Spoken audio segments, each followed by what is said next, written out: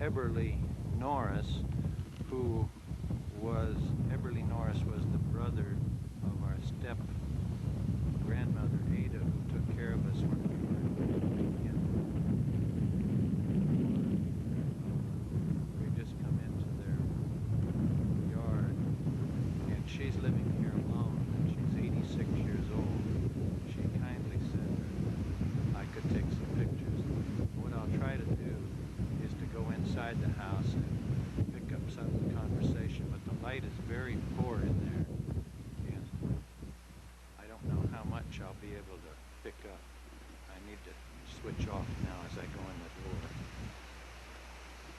Entering through the kitchen and going into the front room. Wild duck we had here, Byron? You remember the wild duck we used to cook? Yes. I Now that heard you your mention it. grandpa say that you never forgot it. Oh, Yeah. where did I get my mouth shut? Oh, he does that. This is, what we're talking about is just right. It's going into that machine now. Yeah. And this is Mildred Norris, right? Yeah. Eberly's, she's a sister-in-law of Ada, really, isn't she? Yeah. She's here in her home, and we've been just visiting.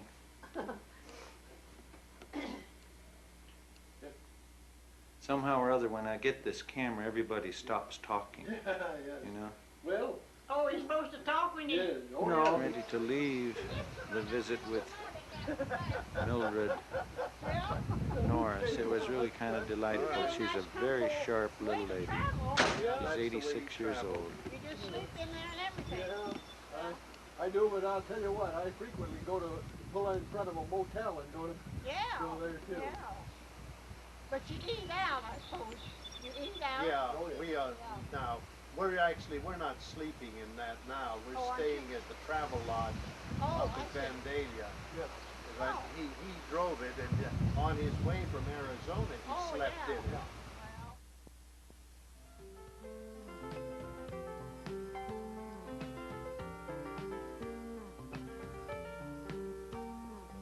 This is Ralph Chatham, and he's exactly the same age as I am to the day. We celebrated our 14th birthday together, right? Yes. That's right. He had an older brother, Fay, whom I knew when I was staying with Grandpa on the ranch. And I liked Fay a lot. We went fishing a lot. Yes, I knew Fay, and I knew Ralph too. And Ralph was about, when I was there, Ralph was maybe 8 years old or so, if I recall correctly. 6 or 8 years old. 8. Yeah, about 8. About Is 8 that years old horse that I got on Ted, is he still alive?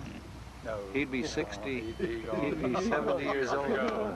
Would he be 70 years old now? Probably. Well, not quite. The only thing that'd be alive this long would be I used to go up and visit Ralph, and one time I got on that horse. I'm just doing this for the tape. And it was the most dangerous horse in the whole state of Illinois, according.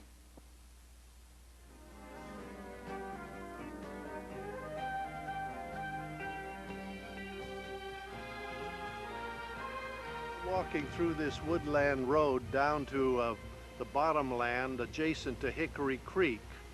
It's about 10 or 15 acres as Alden and I remembered it, and we farmed it. It was very rich soil and produced 60 to 80 acres of bushels of corn to the acre. Both Alden and I worked down here a lot. And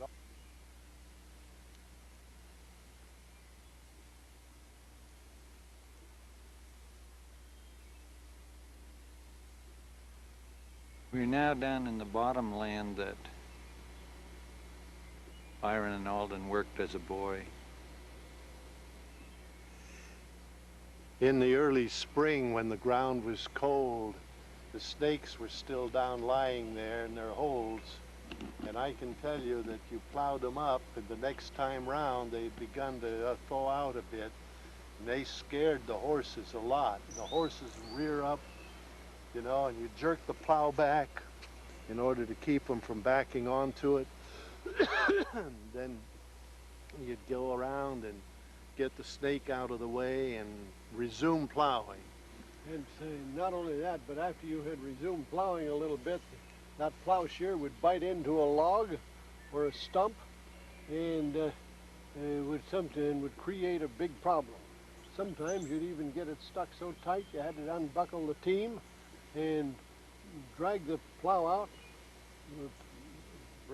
bring the team around and drag the plow out and start over again. And frequently there were all kinds of bugs down in here that would work you over too. You mean like that big one on your arm? Like the big one on my arm right now. There it is, right there. Let me see it. Don't disturb it. I got two of them on there. This one right here and this one right there. Yeah. Boy, and they're hurting. They're biting you. They're biting me. Okay, you can hit them now. I can hit them now? You got it.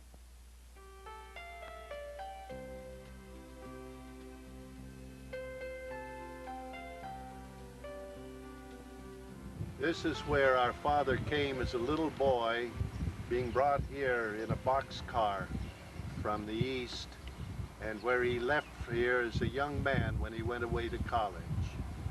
It's right here in this area. We surmise that where you see the barn up on the top of the hill was where the old Cap's house and the old barns were located.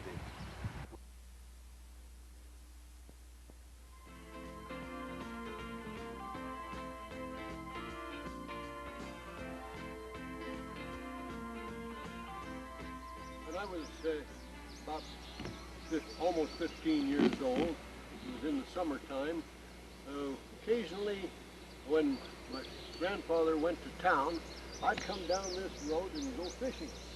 And it was this very same road that I came on down, and right over there is the dredge ditch that I used to catch fish out of. I'd catch carp. Oh, I'd bring back, by the time Grandpa got back to town, I'd be back here with maybe a string of, I'd say anywhere from 6, 8 to 10 carp. All of them right about this long. Is that about 3 feet? Well, Just maybe a little bit smaller. 30 inches. 30 inches. Yeah. And it was, and so that was the only time we had fish. The whole time I was there was when I came down here and caught them. Did you ever go fishing here, Byron? Yes, I came down here, not down this road, farther up where we were closer to the river. I came with Fay Chatham once or twice, but we didn't have very much luck. We really caught more fish out of the little Richland Creek that ran along the back of Grandpa's place. I might quickly add that Grandpa's farm is not too close here, that Alden must have walked, you see, to get to this point at least 2 miles. One final thing, I'd say the best bait that I had the whole time I was here for catching carp anyhow were dough balls. And Ada would make those dough balls for me, and I'd put them into an old matchbox. The secret ingredient was that hog fat that they had on the ranch. Approaching the river.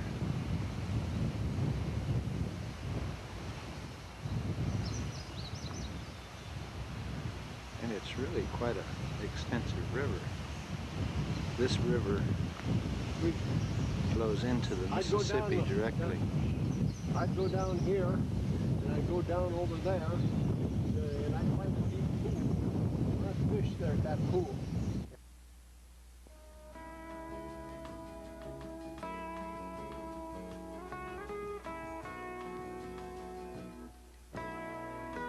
At the old homestead, and for one last look, and particularly for Byron to go down the road a little piece and take some photographs with a small camera for still shots. That's what he's doing now.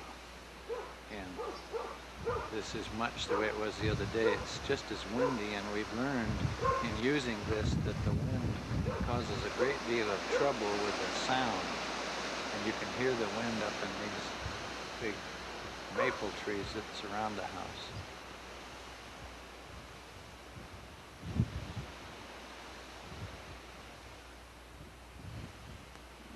main gate to the barnyard, and what was interesting was that on this post that my grandfather made, he wrote the date August 5th, or 1934, I think is what he meant to write. And here he signed his name, Byron Snyder. August